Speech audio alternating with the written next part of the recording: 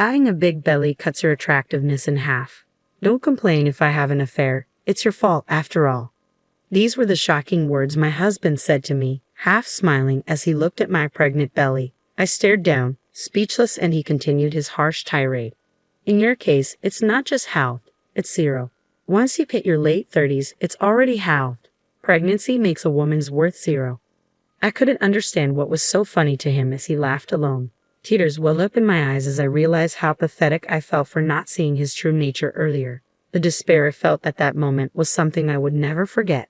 Since you quit your job and have nothing to do, make sure you take care of the house and support me, especially since you lack charm now. Otherwise, let's divorce. Divorce? At that moment, I started to think it might be an option for me. As I approached my due date with a large belly, my husband didn't hesitate to demand a divorce. For me, it was the perfect timing to agree to it. After that, I gave birth at my parents' house, and 2 years had passed when my husband appeared in a frenzy. I am Jessica, 36 years old, in my 3rd year of marriage, and experiencing my first pregnancy. As my belly grew, so did my affection for the life inside me. It was something I wouldn't have understood if I hadn't become pregnant. My husband Chris is a successful salesman, 2 years older than me, working for a major corporation. He often comes home late due to overtime, and since we were dating, I've always been concerned about his health. I've left some homemade dishes in the fridge for you to eat. You'll lack vegetables if you only eat out. Thanks, I'll eat them with the lunchbox. It's really helpful that you're good at cooking. Several times a week, I used to visit Chris's apartment when he was working overtime. Even when we couldn't meet, I was happy to connect with him over the phone. Later, I want you, Jessica, to always be by my side to support me. I believed that his proposal was a sincere expression of his feelings. He didn't say to protect me or make me happy, but to support him. In fact, Chris was hopelessly bad at household chores. He would send all iron-needing laundry to the cleaners, eat meals from stores or dine out, and hire a cleaning service twice a month. I was irresistibly drawn to the gap between Chris's public persona and his private self and wanted to support him. My perfectionist nature probably made me an excellent supporter. We met in a beginner's asset management course. My hobby is learning about how money works. It started when I was a student and had a term deposit that matured at the bank. They suggested I try a foreign currency deposit, and when it unexpectedly turned a profit, I found it fascinating. From there, I became interested in the mechanisms and methods of asset management, and learning about business and self-improvement related to money became my hobby. Jessica, you study about money, but you're not really interested in it, are you? What? True, I might not have realized it. It's fun to feel like I understand the world. You really are an odd one. Everyone else thought it was strange too. The course where I met Chris was small, so I became friends with all the participants. I still keep in touch with some of them. At the time, Chris's reason for participating was to make money more easily than now. He was well paid but always complained about being tired from overtime, which I understood. But looking back, Chris really just wanted to make money the easy way. Chris seemed to have tried various ways to increase money, but in the end, he gravitated towards what seemed the easiest. After getting married, I quit my job to become a full-time housewife. Doing household chores for Chris was enjoyable and fulfilling. However, the chores in our 2-person apartment were not too demanding. With time on my hands, I eventually decided to start a part-time job as a proofreader at a publishing company. If housework starts to slip, quit the job immediately. Despite what Chris said, I had no intention of neglecting household duties. The job was a great fit for me, and I really enjoyed it. Moreover, the publishing house dealt with business and practical books, which interested me. I was constantly excited. This job might be my true calling. I get to study and earn money too. A true calling? It's just proofreading text, right? You're exaggerating. Chris laughed it off, but this job led me to an opportunity that would change my life. Among the materials I proofread was a book on starting an internet business, which piqued my interest. Since Chris often came home late, I thought I could do it as a side business during those hours. The next day, I started working on my internet business with a book and my computer.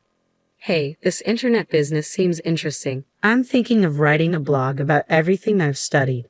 It might be helpful to someone, I said excitedly. Your hobbyist knowledge might be helpful. Really, you think you can make money with that? Chris laughed it off, but I was engrossed in my new hobby, working on it with great enthusiasm. My perfectionist nature was fully at play here too. The first time I saw meaningful income was 6 months after I started. I was thrilled and reported it to Chris. "Ha, just $20. What's there to be happy about? That's not even enough for pocket money." I was disappointed by his reaction, but at the same time, surpassing my husband's salary became my goal, and I became even more motivated. A while after starting my internet business, I had a reunion and a drink with the friends I met in the course. When I talked about what I was doing, some were interested and others were already doing it, leading to an engaging conversation. Perhaps feeling left out, Chris suddenly started complaining about me. "What she's doing is just a game. She's not interested in money. That's why she only made $20 in half a year." I was annoyed by his demeaning tone. After getting married, she stopped being a woman. She doesn't wear makeup at home, wears sweatpants, and ties her hair like an old lady. Sitting in front of the computer, she just looks like a nerd. "Chris, stop it. Are you drunk?" I interjected.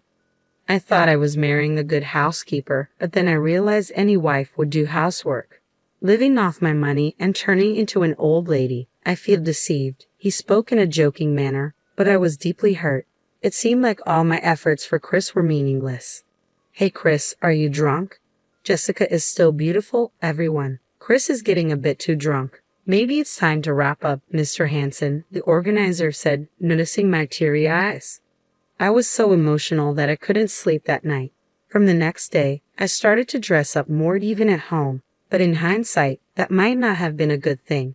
After marriage, Chris demanded more care from me and occasionally made sarcastic remarks or spoke harshly. I once tried to resist, saying, "Take care of yourself. It's your fault that I turned out like this, you know. Take responsibility and look after me to the end. After all, that's pretty much the only thing you're good for." I think I was also wrong to have indulged Chris's selfishness, but the relationship I'm in now, constantly wondering, why did I marry this man, is really painful. I found out I was pregnant in the 3rd year of our marriage. We were growing apart, but our marriage wasn't completely void of intimacy. It had been a while since I had eagerly awaited Chris's return. When I told him about the pregnancy with a smile, he clearly showed his displeasure. "Ha, who said you could get pregnant?" His furrowed brow was unmistakably one of discomfort. "You married me to take care of me, right? Who's going to take care of me when the child is born?" I had hoped that having a child might help us rebuild a happy family despite our differences. It was a real shock to realize he had been thinking of me as just a housemate or servant all this time. "I didn't want a child yet. Sorry, but you'll have to abort this time." I was momentarily breathless at his unbelievable words. I had always had irregular periods and knew I had a less fertile constitution. There was no guarantee I could get pregnant again. "Please let me have this child. I won't trouble you, Chris," I pleaded desperately. This might be my only chance to get pregnant. My heart was racing, making it hard to breathe. "It's a nuisance that you're pregnant. Here's the deal. If you use pregnancy as an excuse to slack off at home, then you'll either have an abortion or we'll divorce. After the birth, you're taking 100% care of the kid. It's your choice to have it after all." Despite his harsh words, I was relieved to have his permission. But could I really take care of a baby and support Chris at the same time? I was full of anxiety, yet I couldn't let go of the hope that seeing our child might change him. With the pregnancy, I quit my part-time job and put more effort into my internet business. I had been running it for over 2 years and had a stable income from the first blog I started. I had recently come close to reaching my goal of earning as much as my husband's salary. Since that drinking party, Chris had been averse to hearing about my work. "Don't ever talk about that in front of me again. It irritates me." Perhaps he despised people who could make easy money even though he wished for it. In the end, I never had the chance to discuss my current situation with him, nor did he show any interest in hearing about it. Keeping it to myself led to a good outcome later, but at that time, I was left feeling isolated and anxious. I was frustrated not being able to share my joy. By the 5th month of pregnancy, my belly had visibly grown. One weekend morning, while drinking coffee, Chris looked at my belly and said something shocking with a half smile. "A growing belly hides your attractiveness. Don't complain if I have an affair. It's your fault for getting pregnant." Hearing my beloved husband declare infidelity because of my pregnancy hurt me deeply. Chris continued to twist the knife. "In your case, it's not just halved, it's 0. Your value as a woman halves the moment you hit your late 30s. Pregnancy makes it zero. I couldn't understand what was so funny to him, that he couldn't rejoice in the new life inside me, and instead ridiculed my changing body. My despair deepened, still holding out hope for him. Since you quit your job and have nothing to do, make sure you take care of the house and support me, especially since you lack charm now. Otherwise, let's divorce. Divorce? This must be Chris's true nature. I felt so pathetic for not realizing it before we got married. Divorce started to seem like a real possibility. Having quit my part-time job to focus on my internet business, I now easily earned more than Chris's salary. I could live comfortably even if we divorce. After his laughter, as Chris was getting ready to go out, I asked him where he was going. I don't need to tell you, do I? Maybe I'm going to see my mistress. Chris left the house laughing cheerfully. It wasn't a maybe, he was definitely going to meet his mistress. I had known about it for a while, thanks to a friend. You were at the theme park the other day, right? I wanted to say hi, but it was so crowded. I only saw Chris's face, but the woman with him was wearing a white dress, right? You two still seem so close after marriage. I'm envious.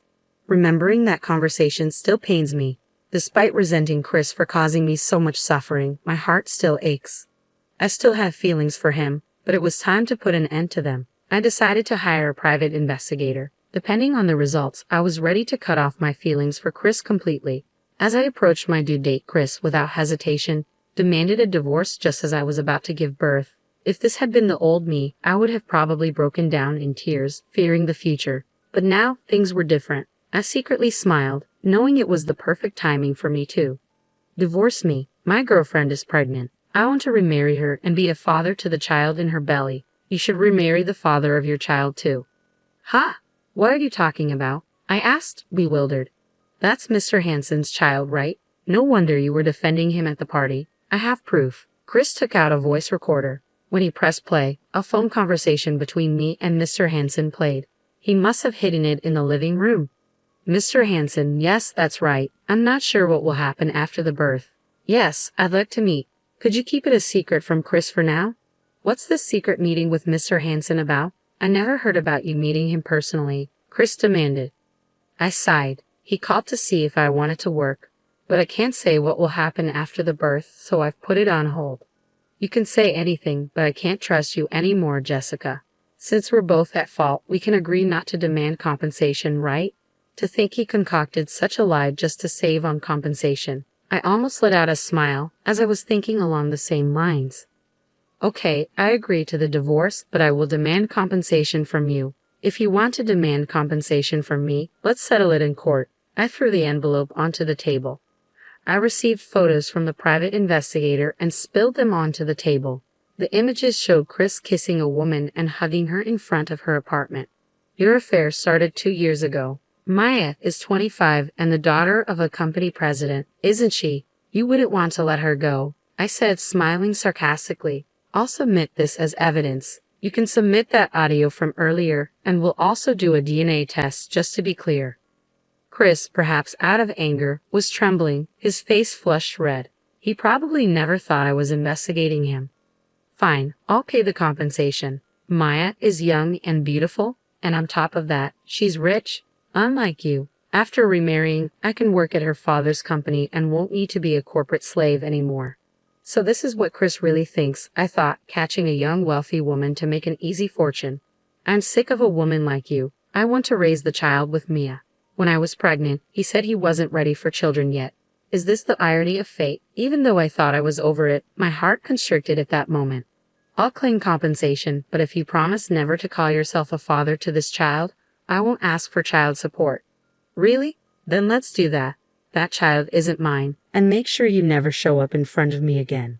Even though it was what I wanted, hearing those words from Chris cut deeper than I imagined. Never involve yourself with us again. And about the division of property. No division of property. We're divorcing on mutual agreement, right? I was relieved he said it before I had to. All right, I'll prepare the divorce agreement. It's for the best for both of us, isn't it? Yes, no, let's make it an official document. I don't want any complications about money later on. Chris must have known deep down that the child in my belly was his. Later, we officially settled the divorce, covering compensation, child support, and property division. Chris tried to skimp on compensation, just as I didn't want to give any of my money to a man who belittled my work. I moved back to my parents' house and safely gave birth to a girl with their help. I was able to continue working while raising my child, thanks to my internet business. Nearly 2 years after giving birth, I received several calls from an unknown number. Wondering who it could be, I answered the phone. "Jessica, what's this about? Explain." His shout was so loud that I instinctively moved the receiver away. "Ah, he found out," I thought, sighing with irritation and annoyance. It was Chris. "I heard you're successful, making over $110,000 a month. Is it about that internet business you mentioned before? Then you should have told me. It's joint property, right?" Chris ranted loudly, contradicting his previous stance against discussing it. "You were the one who said no property division. Remember, our divorce was mutual agreement. We even made it official with a document, so there's nothing you can do now. I'm really busy. Don't call me again for such nonsense." I responded calmly and hung up. On the other end of the phone, Chris was still ranting, but I refused to engage further. Concerned about my daughter, whom I had left at my parents' house, I called my father the next day. Apparently, Chris had stormed into my parents' house in a frenzy. "I was deceived by Jessica. Please let me talk. How can you be so cunning and not feel ashamed as a parent?" "Jessica, let's talk properly. I won't leave until you come out." Though my father knew what I had told him, he was exasperated by Chris causing a scene at the doorstep. My father handed Chris a note with my whereabouts. "Jessica is there. Go talk to her. You're the coward who cheated, destroyed your family, and abandoned your child. Get out of here. If you come here again, I'll call the police immediately." After being sternly rebuked by my father, Chris took the note and left. He probably intended to come straight to the high-end resort hotel.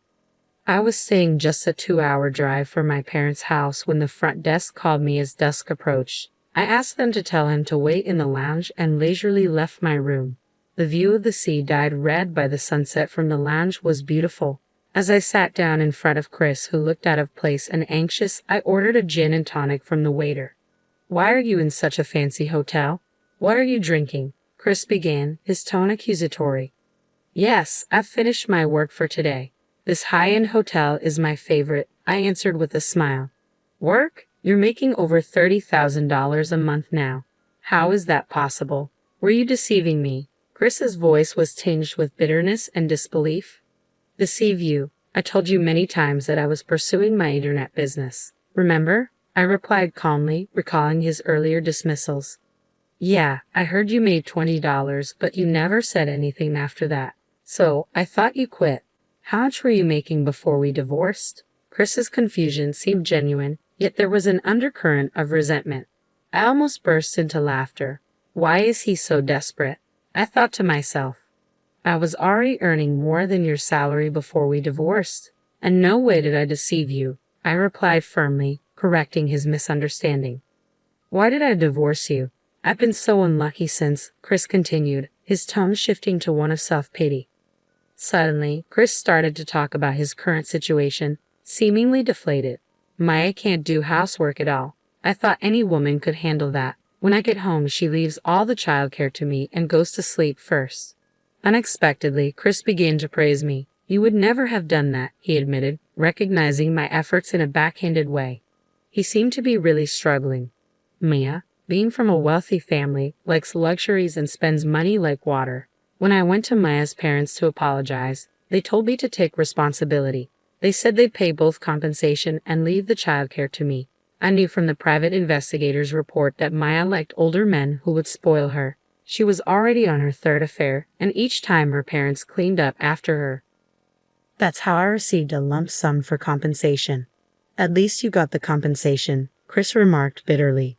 "It's hell. If we get divorced, I have to repay the entire compensation up front. She spent all the money, and we don't have a penny left at home. On top of that, she's probably cheating again."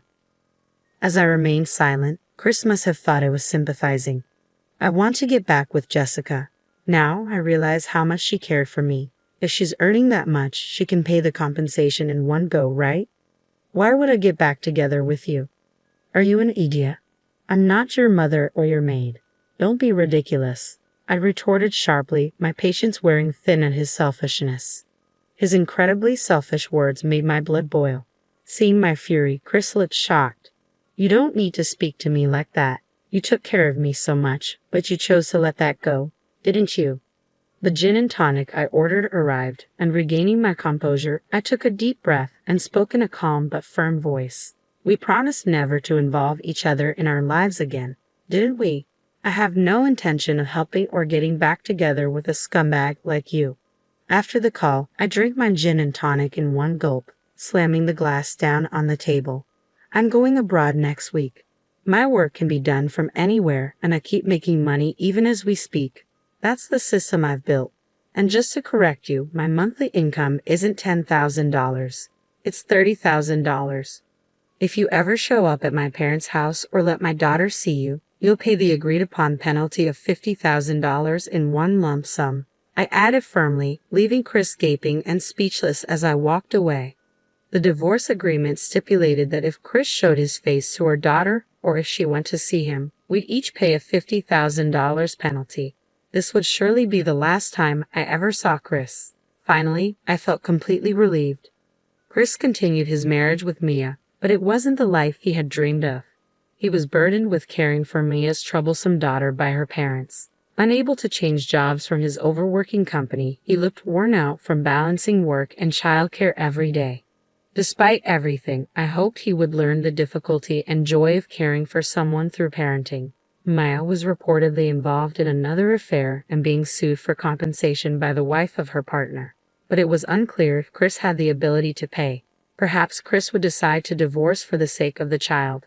As for me, my work was thriving, and I was being invited to give lectures in various places. It felt great to help others with what I had learned and practiced. It all started when Mr. Hansen invited me to speak about my approach to work at a study session he was organizing. It was the same discussion we had during the bugged phone call. I still maintained a good business relationship with him. My daughter was growing up fast, turning into a wonderful child, much to my pride as a parent. Despite the hardships, I learned a lot from my marriage with Chris. If I wanted my daughter to grow well, I knew not to be overly protective. I planned to continue watching her grow, respecting her independence.